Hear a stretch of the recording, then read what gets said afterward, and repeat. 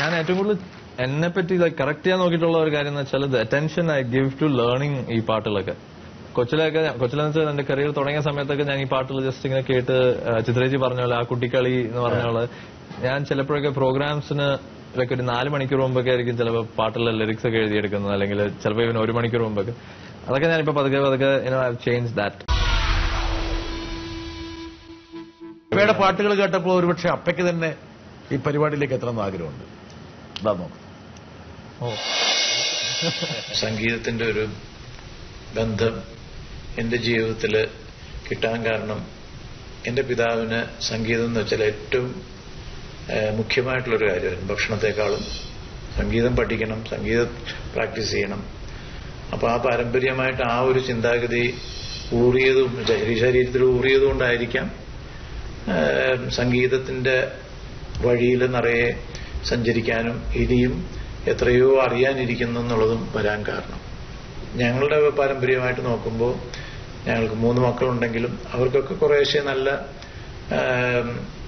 ജ്ഞാനമൊക്കെ ഉണ്ട് സംഗീതത്തിലെങ്കിലും കൂടുതൽ കാണിച്ചത് വിജയാണ്. ഞങ്ങൾക്ക് മറ്റൊന്നും പറയാനില്ല. ഏത് മാതാപിതാക്കളും അവരുടെ മക്കളെ പറ്റി ചിന്തിക്കുന്നത് പോലെ തന്നെ ഞങ്ങൾ ജഗദീശ്വരനോട് പ്രാർത്ഥിക്കുകയാണ്.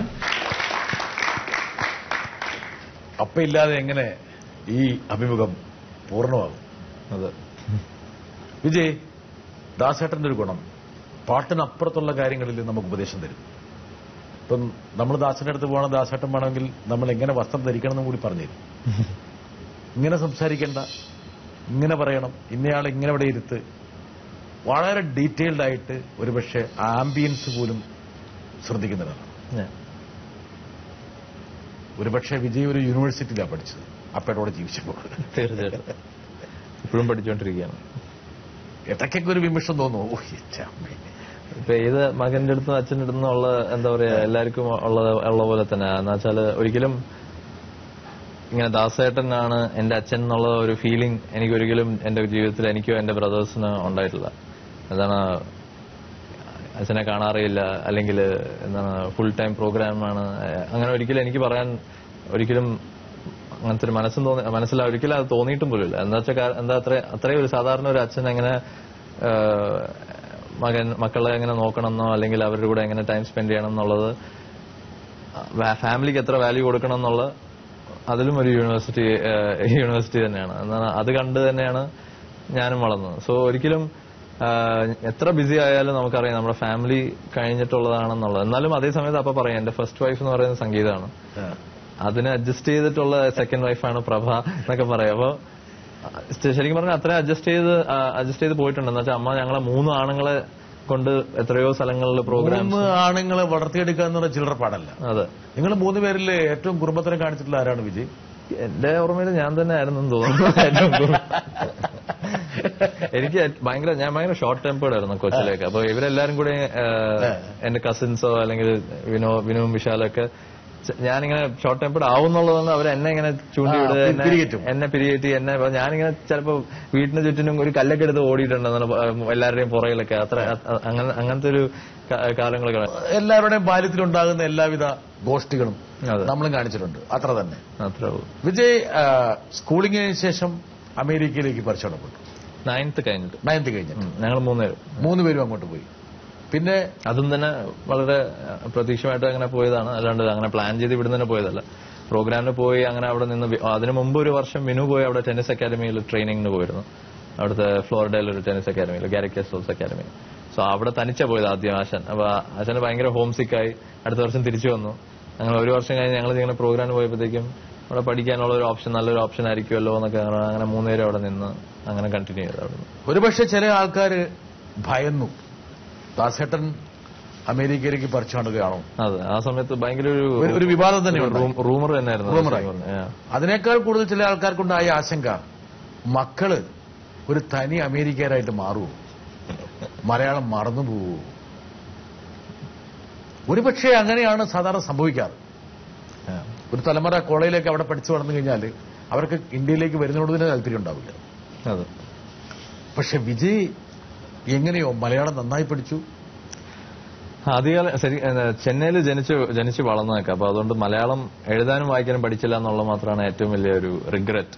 അത് പിന്നെ തമിഴായിരുന്നു ഒരു 2 വർഷം 3 വർഷം ലാംഗ്വേജ് ആയിട്ട് പഠിച്ചത്. പിന്നെ 5th കഴിഞ്ഞ് അല്ലെങ്കിൽ 6th കഴിഞ്ഞ് സെക്കൻഡ് ലാംഗ്വേജ് ആയിട്ട് എടുത്തത് ഹിന്ദിയാണ്. സോ അങ്ങനെ അത് എന്താണ് അത് കണ്ടിന്യൂ ചെയ്തത് 9th വരെ. പിന്നെ അത് അമേരിക്ക പോയപ്പോഴത്തേക്ക് അതും ഒരുമാതിരി ഇല്ലാണ്ട്. പക്ഷെ ഇപ്പോഴും വായിക്കാനും ഒക്കെ വായിക്കാൻ ബുദ്ധിമുട്ടാണ്. ഓവർ ദി ഇയേഴ്സ് ഇപ്പൊ ഞാൻ എഴുതി വായിക്കുന്നത് എന്താണ് കുറവാണ്. ഇപ്പോഴും ഞാൻ ഇംഗ്ലീഷിൽ തന്നെയാണ് ലിറിക്സ് ഒക്കെ. സ്വാഭാവികമായിട്ടും. പക്ഷെ അത് ഞാൻ അതിലൊരു കംഫർട്ടബിൾ ആയിപ്പോയി എന്നുള്ളതാണ്. പിന്നെ ഈ ലിറിക്സിന്റെ ഭാവതലങ്ങൾ മനസ്സിലാക്കിയിട്ടാണോ വിജയ് പാടുന്നത്? മലയാളത്തിലും തമിഴിലൊക്കെ തീർച്ചയായിട്ടും മനസ്സിലാകും. തെലുങ്കും കന്നഡയൊക്കെ മനസ്സിലാക്കിക്കൊണ്ട് അല്ലെങ്കിൽ അതിന്റെ അർത്ഥം ഒരുമാതിരി മനസ്സിലാക്കിക്കൊണ്ട് തന്നെയാണ് പാടുന്നത്. അർത്ഥം മനസ്സിലാകുമ്പോൾ സ്വാഭാവികമായിട്ടും റെൻഡറിക്ക് തന്നെ വലിയ വ്യത്യാസം വരും. ഷുവറായിട്ടും. എനിക്കൊന്ന് എം ജയേന്ദ്രൻ എന്തോ പറയാൻ ആഗ്രഹിക്കുന്നുണ്ട്. JB ജംഗ്ഷനിൽ വിജയ് എത്തുന്നു എന്ന് പറഞ്ഞപ്പോൾ വളരെ സന്തോഷം തോന്നി. വിജയ് എനിക്ക് അനിയനാണ്, അല്ലെങ്കിൽ എന്റെ കൊച്ചു കുഞ്ഞാണ്. ആ രീതിയിലൊക്കെയാണ് പാട്ടുകളൊക്കെ വിജയ് പാടിപ്പിച്ചിട്ടുള്ളത്, അല്ലെങ്കിൽ വിജയ് പാടുമ്പോൾ ഞാൻ ആസ്വദിച്ചിട്ടുള്ളത് ഒക്കെ അത്തരത്തിലാണ്. എനിക്ക് ചോദിക്കാനുള്ള ചോദ്യം എന്ന് പറയുന്നത്, അച്ഛന്റെ തണലിൽ മകനായിട്ട് എല്ലാവരെയും പോലെ വിജയ് വളർന്നു വന്നു. പ്രത്യേകിച്ചും സംഗീതത്തിൽ ദാസാറിന്റെ ശൈലി തന്നെ പിന്തുടർന്നു. എനിക്ക് ചോദിക്കാനുള്ള ചോദ്യം എന്ന് പറയുന്നത്, മറ്റുള്ള ശൈലികൾ അല്ലെങ്കിൽ മറ്റുള്ള ജോണേഴ്സ് ഓഫ് മ്യൂസിക്കിൽ ഏതൊക്കെയാണ് വിജയ്ക്ക് കൂടുതൽ താല്പര്യമുള്ളത്? അതാണ് എനിക്കറിയേണ്ടത്. എം ജയേന്ദ്രൻ വലിയ ബ്രേക്ക് ചെയ്തിട്ടുള്ള ആളാണ്. എന്റെ ഏറ്റവും കൂടുതൽ എനിക്ക് ശരിക്കും പറഞ്ഞാൽ മലയാളത്തിൽ ഇപ്പോഴും നിൽക്കാൻ എന്താണ് കാരണം ഉണ്ടാക്കിയ ഒരു main pillar of strength and എന്താ പറയാ, ഞാൻ നേരത്തെ പറഞ്ഞ പോലെ ഒരു ഡ്രില്ല് ചെയ്ത് നമ്മുടെ മലയാളം അദ്ദേഹം പറഞ്ഞ, അതായത് ഏത് ജോണറിലാണ് പോകാൻ ആഗ്രഹം, ഏതാണ് കൂടുതൽ കംഫർട്ടബിൾ? വെസ്റ്റേൺ ക്ലാസിക്കലൊക്കെ പഠിച്ചതുകൊണ്ട് അത് പ്രത്യേകിച്ച് ഇൻഫാക്ട് ആദ്യത്തെ ഒരു 5-6 ഇയേഴ്സ് ഒക്കെ നമ്മുടെ മ്യൂസിക്കും കുറെയൊക്കെ എക്സ്പാൻഡ് ആയിക്കൊണ്ടിരിക്കുകയായിരുന്നു. അല്ലെങ്കിൽ ഇപ്പോഴാണ് കൂടുതലും കുറെയൊക്കെ തമിഴിലും അതേപോലെ തന്നെ ഹിന്ദി അല്ലെങ്കിൽ മലയാളത്തിലൊക്കെ കുറച്ചുകൂടി എക്സ്പെരിമെന്റേഷൻ മ്യൂസിക് ഡയറക്ടേഴ്സും ചെയ്യാൻ തുടങ്ങണം. സോ അപ്പൊ അതുപോലെ നമ്മളെയും അവർക്ക് യൂസ് ചെയ്യാനുള്ള ഒരു പോസിബിലിറ്റി വരും. ഓരോ ഗായകനും ഓരോ ശൈലിയുണ്ട്. ഒരുപക്ഷെ വിജയ് അഡോപ്റ്റ് ചെയ്യാൻ ഉദ്ദേശിക്കുന്ന ശൈലി എങ്ങനെയാണ്? ഞാൻ ഒരിക്കലും എന്റെ വോയിസ് മാറ്റി ഒരു വേറെ സ്റ്റൈൽ പാടാനുള്ള പോലത്തെ ഞാൻ ഒരിക്കലും, unless that song really require, ഇപ്പൊ കുടിച്ചിട്ട് പാടുന്ന പോലെ അല്ലെങ്കിൽ അങ്ങനെ എന്തെങ്കിലും ആണെങ്കിൽ. പക്ഷെ എന്നാലും നമ്മുടെ വോയിസിന്റെ ടിമ്പർ മാറ്റിയിട്ടുള്ളതാണെങ്കിൽ പിന്നെ നമ്മളല്ലാണ്ട് ആവുന്നുള്ളൊരു ഒപ്പീനിയനാണ് ഞാൻ. അത് നൈസർഗികമായിട്ട് നാച്ചുറലായിട്ട് വന്നോട്ടെ എന്നുള്ളതാണ്. But at the same time ഇപ്പൊ ഒരു വെസ്റ്റേൺ ഫീലിലുള്ളൊരു സോങ് ആണെങ്കിൽ, അല്ലെങ്കിൽ ഒരു പാത്തോസ് ഫീൽ, അല്ലെങ്കിൽ ഒരു കുറച്ചുകൂടി ക്ലാസിക്കൽ ടച്ച് ഉള്ള സോങ് ആണെങ്കിൽ അതിനനുസരിച്ച് നമ്മൾ we have to be flexible to sing that type of ഒരു ടോൺ, അല്ലെങ്കിൽ എന്താ പറയാ ഒരു ഫീൽ, അതിന്റെ നമ്മുടെ വോയിസിന്റെ നമുക്ക് ഗമകം കൊടുക്കുന്നതോ അല്ലെങ്കിൽ കുറച്ചുകൂടി വെസ്റ്റേൺ അല്ലെങ്കിൽ സ്ട്രേറ്റ് നോട്ട്സ് ആയിട്ടുള്ളതൊക്കെ ആണെങ്കിൽ നമ്മൾ കൂടുതൽ വിബ്രാട്ടോ ഒന്നും ഇല്ലാണ്ട് കൊടുക്കാൻ. അപ്പൊ അതൊക്കെ തീർച്ചയായിട്ടും. പക്ഷെ അപ്പൊ ഇളയരാജ സാറിനെ പോലത്തെ മ്യൂസിക് ഡയറക്ടേഴ്സിന്റെ കൂടെ വർക്ക് ചെയ്തിട്ടുള്ള ഓവർ ദി ഇയേഴ്സ് ഇത്രയും വർഷം വർക്ക് ചെയ്തിട്ടുള്ളതിന്റെ ഒക്കെ ഒറ്റ പെട്ടെന്നൊരു പോക്ക് പോവുകയാണെങ്കിൽ വിജയുടെ പ്രധാനപ്പെട്ട ഒരു സുപ്രധാന ചുവടുവെപ്പ്, ഓ Mumbai millennium stars. Vijay star ആകുമെന്ന് ഒരുപക്ഷെ വിദ്യാസാഗർ തെളിയിച്ചു. ഐ തിങ്ക് ഫസ്റ്റ് ഫിലിമിൽ തന്നെ ഐ തിങ്ക് അവിടെ ആയിരിക്കും ചിലപ്പം ഏറ്റവും കൂടുതൽ യേശുദാസിന്റെ മകനായതിന് മേ ബി ഒരു ഇനീഷ്യൽ ബിഗിനിങ്. ഫസ്റ്റ് ഫിലിമിൽ തന്നെ 4 പാട്ട് ഒരു ട്രിഗർ കിട്ടിയത്. പക്ഷെ എന്നാലും still I had to prove myself എന്നുള്ളതാണ് the basic truth of it. ഒന്ന് നോക്കാം.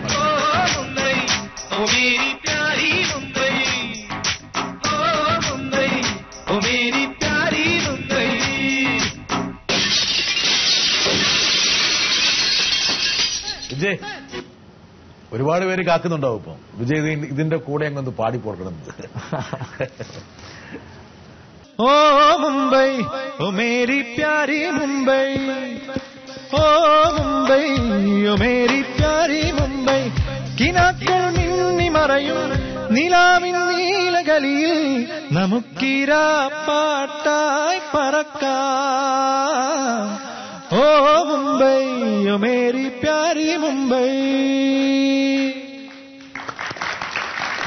അത് ഇൻഫാക്ട് അതിന്റെ ചരണമൊക്കെ വളരെ രസമാണ്. അതിന്റെ ഇത്രയും എന്താ പറയാ പെപ്പി ടൈപ്പ് സോങ്സ് ആണെങ്കിലും പോലും വിദ്യാജിയുടെ ഏറ്റവും വലിയൊരു പ്ലസ് എന്ന് പറയുന്നത് melody and it's not easy actually ശരിക്കും പറഞ്ഞാൽ. എന്താണ് നല്ല അതിലൊക്കെ സ്വരങ്ങളൊക്കെ ഇട്ട് നമ്മളെ എങ്ങനെങ്കിലൊക്കെ എന്താണ് ഡ്രിൽ ചെയ്തെടുക്കുക. അതില് പിന്നെ വിജയ്ക്ക് അതിന്റെ ചരണമാണോ കൂടുതൽ? പല വഴി പറന്നിട്ടും പരദേശി പറവയ്ക്ക് പാടാൻ നോവിൻ സംഗീതം, മനസ്സിലെ മയക്കുന്ന ഗസലുകൾ ആരോ മൂളും ബാസുരികൾ, മകരി സരി ദപമ പദനി സരിക. കുറച്ചൊക്കെ നല്ലൊരു എന്താണ് അത് വരുന്നത്. അന്ന് പാടിയതൊക്കെ ഇപ്പൊ പിന്നെയും പാടാൻ ആഗ്രഹമുണ്ട്. ഈ പാട്ടൊക്കെ ഒന്നും കൂടി പാടുകയാണ് ഒരുപക്ഷെ ഇതിനേക്കാൾ ഒരു 50% ഇമ്പ്രൂവ്മെന്റ് ഉണ്ടാവും. ആയിട്ടാണ്. പക്ഷെ എന്നാലും അതിന്റെ മേ ബി ഒരു ഫ്രഷ്നെസ് മേ ബി ചിലപ്പോൾ മാറിപ്പോവായിരിക്കും. ചിലപ്പം ആ ഒരു യങ് ആയിട്ടുണ്ടായിരുന്ന വോയിസിന്റെ ഒരു ഫ്രഷ്നെസ്സും ഒക്കെ ചിലപ്പം ഡിഫറൻസ് ഉണ്ടാവുമായിരിക്കും. അതിന്റെ ഒരു എനർജി മേ ബി. പിന്നെ ഇതിനകത്തൊരു വിജയ് എന്നുള്ള തുടക്കക്കാരന്റെ ഒരു എന്താ പറയുക എക്സൈറ്റഡ് സംഭവം ഇതിനകത്തുണ്ട്. അപ്പൊ പാട്ട് കേട്ട ശേഷം എന്ന് പറഞ്ഞു അപ്പൊ കൂടുതൽ അങ്ങനെ പറയാറില്ല. അത് അവിടെ ഇവിടെയൊക്കെ കുറച്ചുകൂടെയും ഇതാവാനുണ്ടെന്നൊക്കെ പറഞ്ഞ അങ്ങനെ. അല്ലാണ്ട് ഇന്റർഫിയർ എന്ന് വെച്ചാൽ ഞാൻ തെളിഞ്ഞു വരേണ്ട ഒരു സമയത്ത് തെളിഞ്ഞു വരുള്ളൂ എന്നുള്ളത് പുള്ളിക്ക് അറിയാം. അതുകൊണ്ടായിരിക്കും ചിലപ്പം കൂടുതൽ ഇന്റർഫിയർ ചെയ്യാത്തത്. ഒരിക്കലും എന്റെ കരിയറിൽ പുള്ളി ഈ പ്രോഗ്രാം എടുക്കാൻ നിൽക്കേണ്ട, അല്ലെങ്കിൽ ഈ പാട്ട് പാടാൻ നിൽക്കേണ്ട, അല്ലെങ്കിൽ ഈ മ്യൂസിക് ഡയറക്ടർ പാടാൻ നിൽക്കേണ്ട, അങ്ങനെ ഒന്നും ഒരിക്കലും എന്റെ അടുത്ത് അതിനെപ്പറ്റി ഇന്റർഫിയർ ചെയ്തിട്ടില്ല. അങ്ങനെയൊന്നും ഗൈഡ് ചെയ്യുന്ന സ്വഭാവക്കാരനല്ല. ഗൈഡിങ് റാദർ ദാൻ ഗൈഡിംഗ് എന്ന് വെച്ചാൽ തീർച്ചയായിട്ടും ഗൈഡ് ചെയ്തിട്ടുണ്ട്. അതായത് എങ്ങനെ ഒരാളുടെ അടുത്ത്, അല്ലെങ്കിൽ ഈവൻ ഒരു പുതിയ മ്യൂസിക് ഡയറക്ടർ ആണെങ്കിലും പോലും he's the music director, you are learning from him എന്നുള്ള ഒരു തോട്ട് പ്രോസസ്സിലുള്ള. ഇപ്പോഴും പോലും ഒരു പുതിയ മ്യൂസിക് ഡയറക്ടർ വന്നാലും he will still learn the song എന്നിട്ട് കൂടെ ഇരുന്ന് ശരിക്കും കറക്റ്റ് ആയിട്ടുള്ള അതിന്റെ സ്വരങ്ങളൊക്കെ പഠിച്ചെടുത്ത്. So that kind of dedication and our respect to the music ആണത്, and the music person who is creating that music. ഒരുപാട് പാട്ടുകൾ ഇതിനിടയ്ക്ക് വിജയ് പാടി ഈ മില്ലേനിയം സ്റ്റാർസിന് ശേഷം. പക്ഷെ ഇതിനൊക്കെ ഇടയിൽ 2003 വലിയൊരു ബ്രേക്ക് കിട്ടും, കയ്യെത്തും ദൂരത്ത്. ശരിക്കും പറഞ്ഞാൽ എന്റെ ഫസ്റ്റ് ഒരു എന്താ പറയാ ഒരു നല്ലൊരു വലിയൊരു ഡ്യുവറ്റ് സോങ്. മലയാളി ചുണ്ടിൽ വിജയുടെ പാട്ട് തത്തപ്പെട്ടത് എങ്ങനെയാണ്? അതെ, ഭഗത് അതിൽ ശ്രദ്ധേയനായി, വിജയ് ശ്രദ്ധേയനായി, ശരാശരി മലയാളികൾ വിജയന്റെ പാട്ടുകൾ പാടി തുടങ്ങി. ഐ തിങ്ക് അത് കഴിഞ്ഞ് ഇൻഫാക്ട് ഫാസിൽ സാറിന്റെ തന്നെ കുറെ പടങ്ങളിൽ 2003 ആ പാട്ട് ബ്രേക്ക്. ഒരുപക്ഷെ അത് പാടിയില്ലെങ്കിൽ ഈ ഇന്റർവ്യൂ പൂർണ്ണമാകുന്നേയില്ല.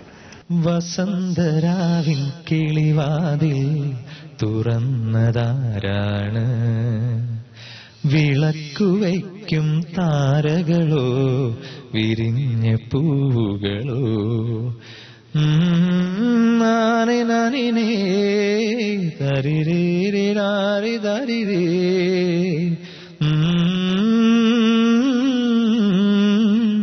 നരിനാനിനാരിരേ വസന്തരാവിൻ കിളിവാതിൽ തുറന്നതാരാണ്. സുജിയുടെ കൂടെ എന്റെ ഫസ്റ്റ് ഡ്യൂറ്റ് ആണ് അത്. അതും അസുബച്ചൻ സാറിന്റെ കൂടെ വർക്ക് ചെയ്യാൻ പറ്റിയ ഫസ്റ്റ് ഒരു ഓപ്പർച്യൂണിറ്റി. സുജാതയുടെ ഒരു പ്രത്യേകത എന്ന് വെച്ചാല് അപ്പയുടെ കൂടെ ഇങ്ങനെ പാടി പാടി പാടി പാടി തെളിഞ്ഞതാണ്. മകന്റെ കൂടെ പാടുമ്പോൾ സുജാത എന്താ വിചാരിച്ചാൽ അറിഞ്ഞൂടാ, ഒരു പിടിയില്ല. പക്ഷെ കുറെ സ്റ്റേജസിൽ ആ പാട്ട് അന്ന് പാടാനുള്ള അവസരം, അന്ന് അത്രയും പ്രോഗ്രാംസ് ഒന്നും ചെയ്യാറില്ലായിരുന്നു, അങ്ങനെ ജസ്റ്റ് തുടങ്ങുന്നേ ഉള്ളൂ. അപ്പോ അത്രയും സ്റ്റേജസ് സുജിയുടെ കൂടെ ചെയ്യാനുള്ള അവസരം കിട്ടിയിട്ടില്ല. സോ ആ പാട്ടൊക്കെ. പക്ഷെ എന്നാലും തമിഴില് 2002-2003 ടൈമിൽ തന്നെ ഇറങ്ങിയ ഒരു പാട്ടാണ് മല്ലികൈ മല്ലികൈ പന്തല് എന്നിട്ട് അരസ് എന്ന് പറഞ്ഞ പാട്ട്. അതും വളരെ അതും അതിന്റെ കൂടെ തന്നെ വേറെ 2 ഫിലിമിലെ 2 പാട്ടുകളാണ് എന്നെ തമിഴില് എനിക്ക് വലിയ ബ്രേക്ക് തന്നത്. ഒന്ന് കാതൽ കൊണ്ടേൻ, ധനുഷിന്റെ വളരെ വളരെ പ്രസിദ്ധമായ. നമുക്കതൊന്നും വേണമെങ്കിൽ ഒന്ന് പയറ്റിയിട്ട് അങ്ങോട്ട്. കാതൽ കാതൽ കാതൽ നെഞ്ചം കണ്ണാമൂച്ചിയാടുതട, தேடும் கண்ணில் படபடவென்று பட்டாம்பூச்சியோடுதடா, எங்கேயோ எங்கேயோ இவனே இவனே தேடுகிறான், தாய்மொழி எல்லாம் மறந்துவிட்டு தனக்குள் தானே பேசுகிறான், காதல் மட்டும் புரிவதில்லை, காற்றால் நெருப்பா தெரிவதில்லை, காதல் தந்த மூர்ச்சை நிலை நான் கண்கள் திறந்தும் தெரியவில்லை.